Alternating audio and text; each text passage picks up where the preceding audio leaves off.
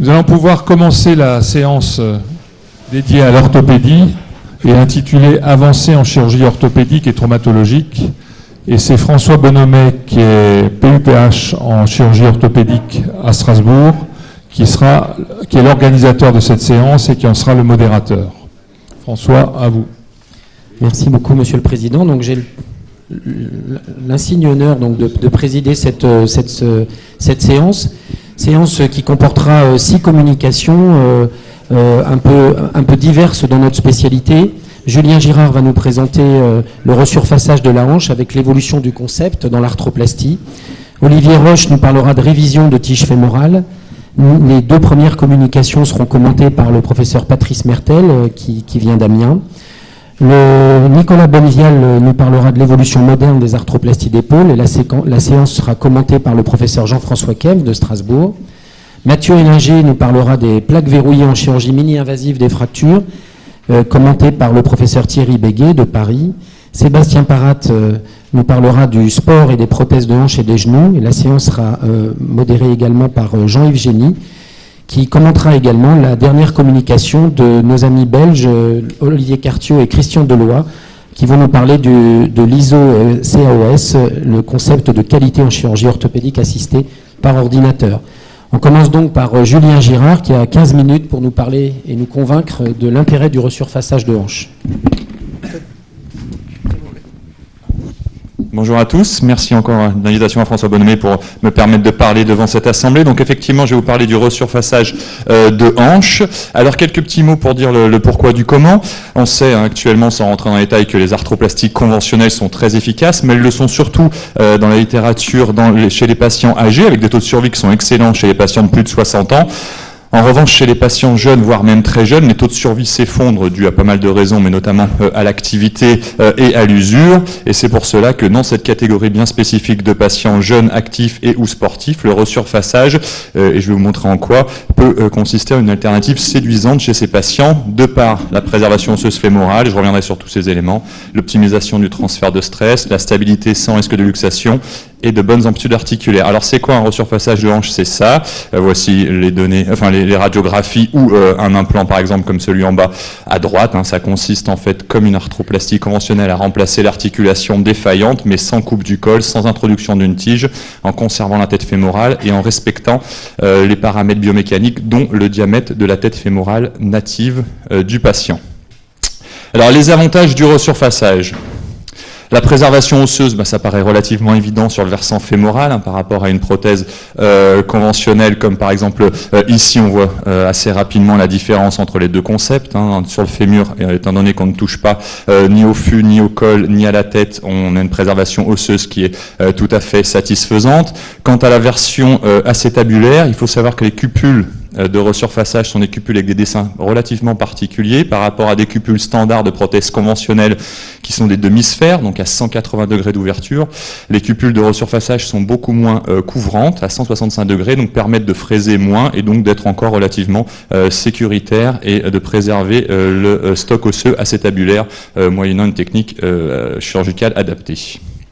L'offset, c'est-à-dire le déport, le bras de levier fémoral, qui est de loin l'élément le plus important en termes de restauration biomécanique et notamment le bras de levier du moyen fessier qui permet de marcher mais aussi de courir. Avec les prothèses conventionnelles, le petit souci c'est qu'en fait on est relativement dépendant de l'implant qu'on utilise. Par exemple ici, cet implant qui est une CLS Potorno avec un offset, donc cette mesure qui est donnée par le fabricant. Si le patient n'a pas exactement le même offset, malheureusement vous êtes contraint dans ce cas-là, par exemple, à diminuer cette latéralisation et donc probablement avoir un moins bon bras de levier des muscles fessiers. Avec le resurfaçage, on n'a pas ce souci-là, étant donné qu'on vient juste poser la calotte métallique sur la tête du fémur, donc sans changer ses paramètres, ce qui est relativement intéressant.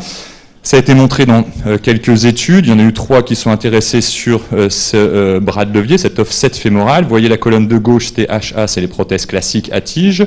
La colonne de droite, c'est le resurfaçage, SRA. Vous voyez qu'en fait, avec le resurfaçage, on est proche de 0, c'est-à-dire qu'on ne modifie pas le bras de levier de cet offset fémoral, alors qu'avec les prothèses, on a d'ailleurs tendance plutôt à les latéraliser pour essayer de le tendre au mieux. Est-ce que c'est bien ou pas? C'est un autre débat, mais en l'occurrence, avec le resurfaçage, on ne change pas l'anatomie du patient.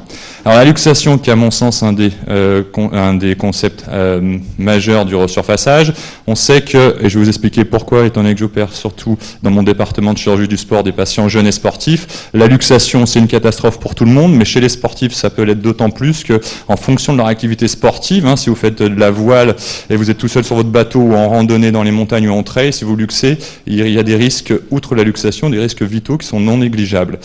Alors la littérature est relativement divergente sur le sujet, mais on sait qu'avec des prothèses conventionnelles, les taux de luxation alors varient selon pas mal d'éléments. Pour la Mayo Clinic, c'était une grosse série, ils disaient 3,2, 5% pour certains auteurs, bon peu importe. Tout ça pour vous dire qu'il y a des corrélations, alors avec la voix d'abord, certaines voix sont réputées moins luxantes que d'autres. Évidemment l'orientation des implants, mais ça paraît relativement évident. L'expérience de l'opérateur, qui probablement est à rapprocher des items sous-jacents, et le diamètre de la tête, qui est un des éléments, c'est pas le seul, mais un des éléments très important de ce taux de luxation. Et vous voyez schématiquement que si on augmente le diamètre de tête, si on passe des têtes 22 à 28, à 32, à 36 mm, eh bien, le taux de luxation va de façon décroissante, donc de corréler de façon inverse au diamètre de la tête. Plus vous mettez des grosses têtes, plus le taux de luxation est faible.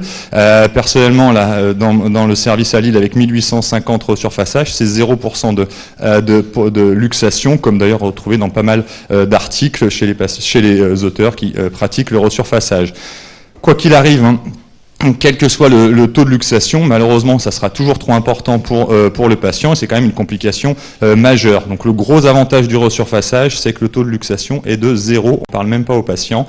Pourquoi ? Du fait qu'en fait, on restaure le même diamètre de tête fémorale que le patient, donc il a, entre guillemets, la même possibilité de se luxer qu'auparavant, c'est-à-dire quasiment nul, à part pour des accidents à très haute énergie, mais comme avec une hanche native, corrélé au fait que c'est un couple métal-métal, j'y reviendrai, où il y a une petite adhésion entre les parties qui fait qu'il y a une pression négative qui a tendance à moins se subluxer, et du fait aussi qu'on n'ait pas changé la biomécanique, donc la tension des parties molles étant tout à fait adéquate, cela permet d'avoir une absence de taux de luxation. Voici cette patiente que j'ai vue d'ailleurs lundi à ma consultation, une patiente danseuse, vous voyez, elle fait ça avec sa hanche, et vous voyez, c'est la radio qu'on a pu lui faire, elle a bien voulu, où la hanche est encore en place en faisant le grand écart. Les avantages du resurfaçage en post-opératoire, bien. Aucune restriction du fait qu'il n'y ait pas de risque de luxation, il n'y a pas de consigne particulière, pas d'oreiller pour les abducteurs, pas de réhausseur, pas de restriction, et d'ailleurs pour ma part pas de rééducation non plus. Alors l'inégalité de longueur des membres inférieurs, ILMI, après une arthroplastie conventionnelle, on sait que malheureusement on a des taux d'inégalité, plutôt des allongements d'ailleurs que des accourcissements. Là encore, comme le taux de luxation, les chiffres sont relativement variables. Quand on regarde la littérature, on lit un petit peu tout, mais on voit que quand même un certain nombre de patients ont une inégalité de longueur qui nécessite des talonnettes, et on sait aussi potentiellement les problèmes médico-légaux que ça peut induire. Les mêmes études qui avaient analysé le bras de levier fémoral ont analysé l'inégalité de longueur des membres inférieurs, et là encore, même conclusion que tout à l'heure. Vous voyez qu'avec le resurfaçage, on est très proche de zéro, c'est-à-dire qu'on ne change pas la longueur du membre inférieur, alors qu'avec une prothèse, on avait tendance à la latéraliser tout à l'heure au niveau du fémur, on a tendance à allonger un petit peu de 3 mm, pas énormément, mais on sait qu'il y a des variations importantes qui, à ce moment-là, peuvent entraîner des complications, des reprises et surtout une mauvaise satisfaction des patients. Le gros avantage du resurfaçage, c'est qu'on préserve la longueur préopératoire de jambes. Je dis bien qu'on préserve la longueur préopératoire, ce qui fait qu'il y a quand même des contre-indications au resurfaçage, notamment ces problèmes de longueur. C'est-à-dire que si le patient est plus court ou plus long en préopératoire pour des raisons X ou Y, vous ne pourrez pas corriger la longueur. À ce moment-là, il faut mettre une prothèse conventionnelle à tige. Vous pouvez allonger, accourcir plus facilement, enfin surtout allonger. Avec un resurfaçage, c'est totalement impossible. Les douleurs de cuisse, la différence, c'est que comme on ne met pas de tige dans le fémur, on n'a pas les complications des tiges dans le fémur. Alors là encore, on sait qu'en fonction des dessins des tiges fémorales, on a des taux de douleur de cuisse différents. On sait que certaines tiges à philosophie américaine, on va dire comme la PCL, a des taux de douleur de cuisse très importants. Ça varie en fonction des implants, mais autant, si possible, s'en passer et ne pas avoir cette complication. Du fait qu'on n'ait pas de tige dans le fémur, il y a un transfert de stress qui évidemment est meilleur sur le fémur proximal, beaucoup plus harmonieux, on n'a pas de douleur de cuisse, et on voit d'ailleurs en étude par densitométrie osseuse qu'il n'y a pas de différence entre les hanches opérées avec un resurfaçage avec des hanches natives en termes d'élasticité osseuse. Du fait qu'on n'envahisse pas le canal médulaire, on a une meilleure ventilation du fémur, et ça réduit aussi les taux de complications, notamment d'embolies graisseuses, même si elles sont rares, qui peuvent arriver malheureusement avec des conséquences qui peuvent être relativement dramatiques. Alors, un petit focus un petit peu spécifique sur, personnellement, dans mon activité en chirurgie du sport, où on voit beaucoup de patients qui prennent des coxarthroses et dont une des demandes n'est plus de marcher ou de monter en voiture, mais bel et bien de courir et de faire des activités sportives. Je vais vous montrer un petit peu ce que ça donne. Alors, la revue de littérature, si vous faites sur sport et prothèses de hanche, je sais que Sébastien vous en parlait tout à l'heure, mais comme ça je vais vous en dire quelques mots. Avec les prothèses conventionnelles, vous voyez ici les 3 études personnellement que j'ai trouvées qui s'intéressent véritablement à ce sujet. Donc vous voyez 3 études sur PubMed depuis, avec une étude de 83, une de 2004, une de 2005, pour vous dire quand même que la littérature n'est pas très fournie sur ce sujet. Alors elle n'est peut-être pas fournie parce que les patients, c'était pas une demande à l'époque, mais on voit ici que le taux préopératoire d'activité sportive varie en fonction des études et diminue, quoi qu'il arrive, dans le pourcentage post-opératoire. Et dans ces séries, en plus, il y avait des activités sportives qualifiées comme sport de type randonnée ou golf, qui, à mon sens, n'ont pas trop à être dans ces activités à sport à impact. Mais dans la revue de littérature, par contre, sur les surfaçages, beaucoup plus d'études, je vais vous en montrer encore par la suite, mais vous voyez qu'en gros, c'est des patients qui étaient très sportifs quand même en préopératoire et qui le restent en post-opératoire, avec même une certaine élévation du taux, donc ce qui semble bien indiquer que les reprises d'activité sportive après un resurfaçage sont possibles. Maintenant, encore une fois, tout dépend de ce qu'on appelle activité sportive, j'y reviendrai. Pour vous donner un petit ordre d'idée, et afin d'avoir une méthodologie tout à fait correcte, avec des collègues canadiens, nous avions mené une étude prospective randomisée, avec des patients donc, dont l'implant était tiré au sort le matin du bloc opératoire, donc soit prothèse, soit resurfaçage. Et vous voyez les prothèses en bleu, les resurfaçages en rose-rouge, là. Donc vous voyez que dans les sports à impact, donc heavy, les sports costauds, c'est-à-dire en fait ce qui impliquait notamment, comme c'était au Canada, du hockey, du baseball, du football américain ou course à pied, les patients avec un resurfaçage, 22% étaient capables d'effectuer ces activités, contre seulement 5% des patients prothésés. De même, dans une autre étude qui avait comparé les mêmes choses, vous voyez les mêmes conclusions, avec dans la colonne resurfaçage, en rouge, plus de patients qui étaient capables d'effectuer des sports à impact. Maintenant, si on focalise sur certains types de sports, ici Michael Mond qui avait mené une étude sur des tennisman, donc aux États-Unis, vous voyez 58 joueurs de tennis, 75 hanches, des patients jeunes, encore une fois 50 ans, reprise du tennis 6 mois après l'opération pour 96% des patients, donc quasiment la majorité, avec des patients qui s'entraînaient 3 fois par semaine. Et surtout qui retournaient au même niveau de tennis qu'avant leur coxarthrose. En termes de survie, ça donnait 96% de patients non repris à 8 ans, ce qui ressemblait finalement dans cette catégorie de patients à la population générale. On nous avons mené une étude sur la course à pied, c'était 43 patients marathoniens, recul moyen bref, mais de 33 mois. Le but c'était surtout de voir s'ils pouvaient reprendre la course à pied. Vous voyez, aucune reprise chirurgicale à court terme. Et des patients qui, avant la chirurgie, c'était des marathoniens, couraient en gros 50 km. Et bien après la chirurgie, ils couraient encore leurs 50 km. Donc pas de différence significative chez ces patients. Maintenant, on avait mené une autre étude sur les sports d'impact élevé. Donc les sports d'impact élevé, c'est tout ce qui implique des activités sportives impliquant de la course à pied. Donc ici, c'était course à pied, foot, rugby et basket. 55 patients, 55 resurfaçages, 50 patients jeunes, encore une fois 50 ans, un recul moyen un peu plus important, presque 5 ans. Et vous voyez, taux de reprise du sport, 98%, avec des patients qui reprenaient en moyenne au 4e mois post-opératoire et à court terme, pas de reprise chirurgicale. Parce que, notamment, quel peut être le problème d'une tige sur des sports à impact? Eh bien, on sait qu'en rigidifie le fémur avec une tige, on a quand même des risques, non seulement de douleur de cuisse, mais à mon sens de fractures sur des sports à impact de type rugby qui, à mon avis, ne sont pas à conseiller. Alors, les inconvénients, parce qu'évidemment, tout n'est pas rose, dans le resurfaçage, tout n'est pas possible. Vous voyez ici, il y a un problème de technique chirurgicale qui a pu faire couler un petit peu d'encre, c'est-à-dire que c'est une technique chirurgicale un peu différente des prothèses conventionnelles. Vous voyez ici ce patient avec une densité osseuse qui paraissait correcte, avec une coxarthrose primitive sans anomalie morphologique spécifique. Vous voyez ici que lors de la préparation fémorale, si vous voyez ici, le chirurgien a malheureusement encoché le col fémoral de façon très nette. Une encoche qui, malheureusement, dans ces cas-là, ne pardonne pas, entraîne une fracture du col fémoral, qui est une complication spécifique du resurfaçage, étant donné que dans le resurfaçage, on garde le col pas comme une prothèse. Donc à ce moment-là, malheureusement, ça implique une révision de l'implant.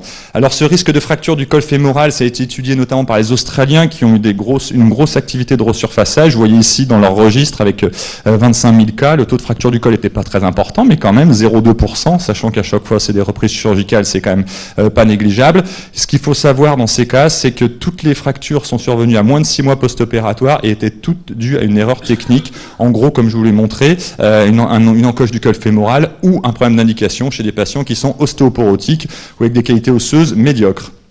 Ce qui nous fait venir aux autres contre-indications. Si vous avez des patients qui ont une ostéopénie ou une ostéoporose, il ne faut pas, à mon avis, faire un resurfaçage. À ce moment-là, il faut jouer la sécurité, mettre un implant conventionnel à tige qui permet d'avoir une bonne tenue diaphysaire. Donc c'est pour ça que les patients plus de 65 ans, et notamment chez les femmes encore plus jeunes, si vous envisagez un resurfaçage, à mon sens, il faut faire une densitométrie osseuse qui, si elle montre une ostéoporose, contre-indique le resurfaçage. De même, sur la tête fémorale, si vous avez des nécroses ou des grosses kystes, c'est-à-dire si votre tête a une qualité médiocre, évidemment, si vous mettez un chapeau métallique dessus sur un os qui a de mauvaise qualité, ça ne tiendra pas. Donc si vous avez des kystes, comme vous voyez ici en préopératoire, sur ce cas, par exemple, vous voyez qu'il y avait un gros kyste qu'on voit bien ici sur la radio, qu'on voit aussi d'ailleurs sur le profil, c'est la même vue péropératoire, vous voyez ce kyste qui était trouvé. À mon sens, dans ces cas-là, ça contre-indique le resurfaçage, le support osseux ne sera pas satisfaisant. On avait montré juste pour la photo qu'on peut greffer, mais à mon sens, c'est pas ce qu'il faut faire, et à ce moment-là, il faut passer en prothèse conventionnelle. Lésions et les sports, on en reviendra par la suite. Juste pour montrer quelques cas cliniques, que ça peut rendre des services tout à fait satisfaisants. Chez les cas un peu compliqués, des patients d'ostéotomie fémorale, pour mettre une tige dans le fémur, ça serait compliqué. À ce moment-là, un resurfaçage s'affranchit de ces problèmes. De même, dans ces cas-là, ou des séquelles traumatiques. Chez des patients un peu compliqués, c'est possible aussi sans problème particulier. Dans les indications aussi. Et enfin, la dernière diapositive pour vous montrer en chiffres ce que ça donne, une série personnelle qu'on a présentée tout récemment en novembre à notre société d'orthopédie. 500 patients âgés de 50 ans de moyenne, 4 ans de recul, et vous voyez en gros en bas dans les lignes, taux de survie à 5 ans, 99% quelle qu'en soit la cause, ou 99,5% en révision d'implant, ce qui se compare très bien au registre suédois des prothèses de moins de 50 ans à 96%. Je vous remercie.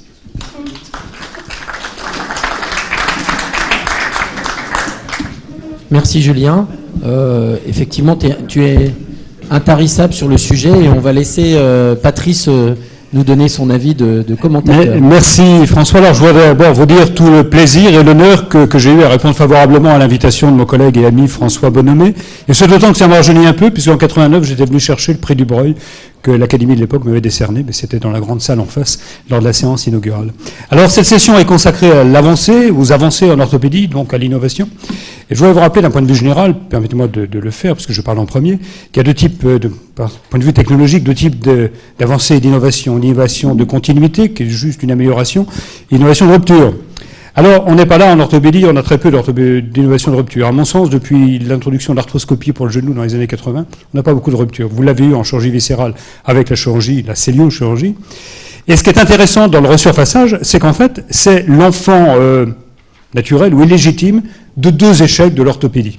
Et de deux échecs anciens, et qui semblent quand même marcher. Le premier échec ancien, c'est la prothèse totale de hanche à couple métal-métal, qui avait été développée au début des années 60 par Mackie et Farrar en Angleterre, au même titre que la prothèse de Charney Kerboul, qui avait d'ailleurs même des meilleurs résultats que la prothèse qui ensuite s'est imposée.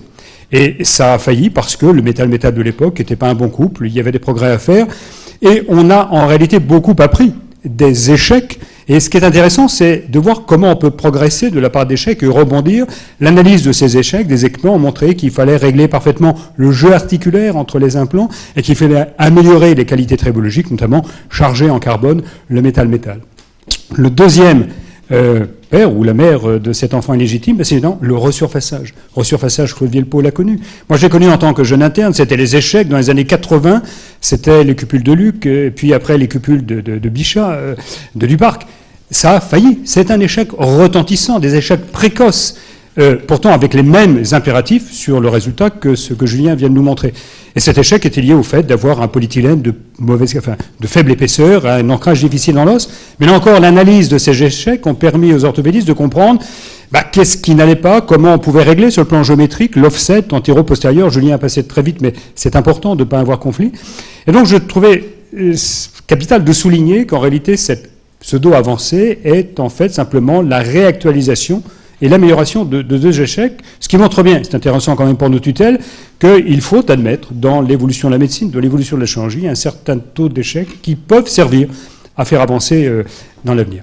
Le deuxième point sur lequel je voudrais insister, c'est que finalement, ce resurfaçage fait actuellement une surveillance très très importante. Je crois qu'on ne peut pas passer sous silence qu'il y a eu des échecs importants et qu'il y aura des recommandations de l'HAS, que Julien n'a pas mentionné, qui mettent un petit peu sous surveillance stricte l'utilisation de ces resurfaçages à cause d'un certain nombre de complications.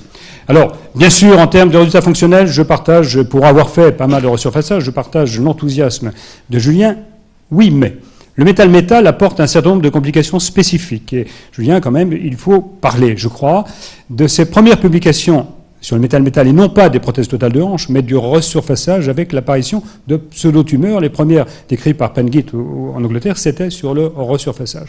On a quand même un certain nombre de complications, même si elles sont rares, qui sont diaboliques. Alors moi, j'ai beaucoup donné sur le métal-métal de grand diamètre en PTH, c'est probablement beaucoup plus défavorable, mais lorsque le couple dysfonctionne, c'est une catastrophe. Donc il y a quand même une interrogation, une incertitude. Le deuxième problème, c'est que la meilleure façon de surveiller ces dysfonctionnements, eh bien, c'est de doser les ions de chrome et de cobalt. Or, un énorme problème, c'est que l'assurance maladie ne rembourse pas ces dosages. Et qu'on arrive dans nos CHU pratiquement à surveiller ces malades avec des dosages qui sont faits par nos laboratoires de biochimie sous le compte des MIGAC, mais que globalement, pour la population générale, on n'a pas de surveillance. Et d'ailleurs, la HAS, ils ne sont pas trompés. J'étais expert pour savoir quelles étaient les surveillances. Ils n'ont pas tranché. Ils n'ont pas mis dans leurs recommandations qu'il fallait doser le chrome et le cobalt, ou l'un des deux, parce que l'assurance maladie ne rembourse pas. Enfin, c'est quand même, pour l'orthopédie en tout cas, le premier cas d'espèce où l'HAS, mais Julien m'a dit que ça allait sans doute bouger, justement à cause de toutes ces complications, a imposé un effet seuil. Alors vous le connaissez en chirurgie viscérale, pour d'autres choses, notamment en cancérologie, mais l'HAS, dans ses recommandations de 2013, a dit qu'il fallait mettre au moins 50 resurfaçages par an pour être autorisé, à titre personnel, pour être autorisé à continuer à en poser. Donc, à ma connaissance, il reste 3 chirurgiens en France. 3, Julien, 2,5 chirurgiens en France, ils peuvent encore continuer à faire du resurfaçage, ce qui met quand même en cause la pérennité d'une telle solution. Voilà les quelques commentaires que je voulais faire sur ce couple. Et bien sûr, vous avez la parole pour répondre à d'éventuelles questions. Est-ce que tu as une réponse sur ces... On est bien d'accord sur le problème du dosage, on est bien d'accord sur ce qui plane autour un petit peu du resurfaçage. Tes commentaires ? Oui, non. Alors pour les dosages, je suis parfaitement d'accord. Personnellement, à Lille, nous on les dose de façon systématique. Pareil, dans le cadre d'un CHU, c'est plus simple, mais effectivement pour les patients extramuros, c'est un peu compliqué. Pour la barre des 50, effectivement, dû aux complications du métal-métal, je voudrais juste insister sur le fait que quand même c'est venu notamment d'implants qui sont sortis du marché français. Hein. Les bons implants, à mon sens, restent sur le marché français. Il n'y en a plus que 2 là encore, donc ça a limité les dégâts. Et les grosses complications ont été dues à un seul implant qui a été mis pas trop en France, mais dans d'autres pays, et qui ont effectivement jeté un certain froid sur le sujet, même si le couple métal-métal produit des particules métalliques, mais comme finalement pas mal d'implants en chirurgie générale. Hein, on a une étude sur les prothèses unicompartimentales, postéro-stabilisées à charnière, on a plus d'ions que sur les resurfaçages, mais c'est un autre débat. Et sinon, pour le taux des 50, effectivement, c'est la première fois qu'en chirurgie, l'HAS impose un certain prérequis pour être habilité à le faire. Je sais qu'a priori, ils veulent faire la même chose sur les prothèses unicompartimentales, avec des chiffres qui me paraissent hallucinants pour être autorisé à le faire, mais on verra bien. Mais effectivement, ça pose aussi une question par rapport à nos tutelles, où c'est un peu inquiétant. Est-ce que la salle a une question ? Oui, monsieur Boitou.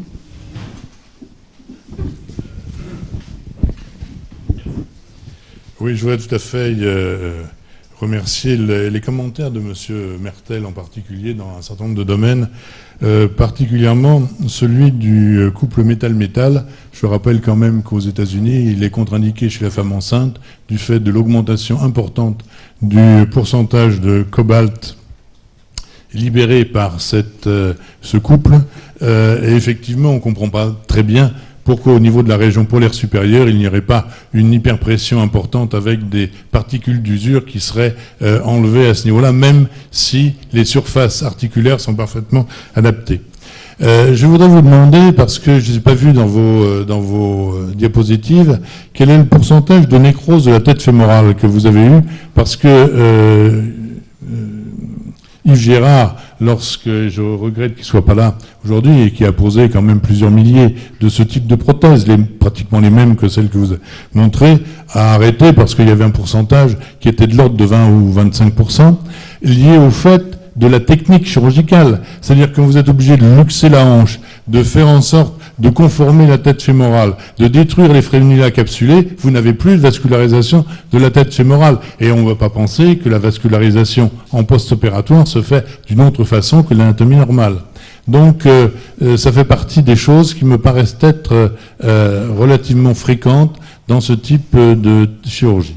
Alors, pour répondre à la première question, effectivement, sur les ions et les États-Unis, c'est interdit chez les femmes en âge de procréer, chez les insuffisants rénaux, ce qui est assez perturbant dans le sens où il y a plus d'ions dans d'autres chirurgies qui ne sont pas interdites, sur les prothèses de genoux, sur les prothèses, sur les instrumentations rachidiennes. Et à ce moment-là, sur les instrumentations rachidiennes où il y a des taux de cobalt, chrome et titane qui sont très élevés, c'est pas interdit, ce qui pose aussi des questions sur l'honnêteté objectivement de ces interdictions. Mais maintenant, pour revenir sur le taux de nécrose, alors juste, même c'est pas question, donc il n'y a aucun cas de nécrose préopératoire, c'est des contre-indications au resurfaçage. Pour moi, les ostéonécroses aseptiques, ça, non, mais voilà, juste pour. Et par contre, les conséquences, effectivement, la technique chirurgicale s'est quand même franchement améliorée par rapport aux dernières décennies, où on est beaucoup moins agressif sur les parties molles. Et ça a été montré, par contre, que la vascularisation post-opératoire est en grande partie due à une vascularisation intra-osseuse, intramédulaire. Là, maintenant, il y a quand même 18 ans de recul avec le resurfaçage de seconde génération, avec des taux de survie à plus de 95%, montrant bien qu'il n'y a pas de gros taux d'échecs fémoraux. Et par rapport, par exemple, à une série, moi personnelle, de 1500 cas, on a 2 cas pour l'instant de décèlement fémoral, dû effectivement à un collapse, une nécrose, en fonction de comment on appelle ça. Mais à mon avis, avec une technique chirurgicale préservant les parties molles, je pense que c'est pas un vrai débat, sinon on l'aurait vu à des taux beaucoup plus importants, je pense. Je voudrais juste apporter un point supplémentaire pour la femme, ça c'est important. Effectivement, les taux de chrome-cobalt pour la femme en âge de procréer, mais d'autre part, normalement, la recommandation HAS disait qu'il valait mieux l'utiliser chez l'homme, uniquement chez l'homme, avec des diamètres supérieurs à 50, parce que les Anglais ont bien montré que anatomiquement, et je reprends ma casquette d'ancien anatomiste, le ratio tête-col chez la femme est beaucoup plus défavorable avec une petite tête sur un gros col, contrairement à l'homme, et donc des conflits beaucoup plus fréquents sur des impacts du métal-métal. Claude, tu avais une question? Oui, j'avais une question. Je te félicite d'abord pour tes travaux et ton enthousiasme, Julien, qui est toujours intact, qui est encore intact, je vais dire. J'ai participé, comme disait Patrice, à la grande campagne des doubles cupules dans les années 80, fin 70-80, avec Jacques Hubert-Aubriot. Et on avait, nous aussi, nos échecs techniques dans les 6 premiers mois. On passe à côté, il y a énormément de progrès qui ont été faits dans la mise en place. Mais il y avait une deuxième série d'échecs, qui était après 5 ans, qui était due, d'une part, au débris de polyéthylène, et ça, on a peut-être un risque moins important avec les débris métalliques. Et deuxièmement, certainement, un stress shielding. À chaque fois qu'on couvre un os ou qu'on met du métal dans un os, on a une dérivation des contraintes. La tête qui est sous la cupule va avoir moins de contraintes que la tête native, comme tu dis. Est-ce qu'il n'y a pas un risque, à terme, d'avoir des fractures sous-capitales à cause de ce transfert, à cause de ce stress shielding? Oui, c'est une question, c'est pour ça qu'on a développé aussi des implants fémoraux sans ciment, qui potentiellement ont peut-être réglé le stress shielding. Maintenant, c'est vrai que ça va être au moins à 5-8 ans, je pense qu'on aura la réponse. Enfin, maintenant, on a un peu plus de 8 à 9 ans de recul, donc on commence à avoir des réponses. Mais effectivement, il y a un petit souci, mais à mon avis, le petit souci est plus dû à l'interface ciment-os, avec un petit risque de nécrose thermique induit dans le temps. À 5-8 ans, pour l'instant, c'est vrai qu'on n'est pas trop inquiet, mais du coup, on a une série comparative avec des implants fémoraux sans ciment et avec ciment. Personnellement, je pense, sans aucune preuve à ce jour-là, que les implants sans ciment auront une meilleure fixation au-delà de 10 ans. On verra, mais et c'est malheureusement quasiment impossible d'aller voir ce qui se passe sous la tête fémorale. On a fait pas mal d'examens pour aller le voir, que ce soit en PET scan, etc. On n'arrive pas à savoir s'il y a des micro-fissures ou on ne sait pas. Mais effectivement, c'est une interrogation.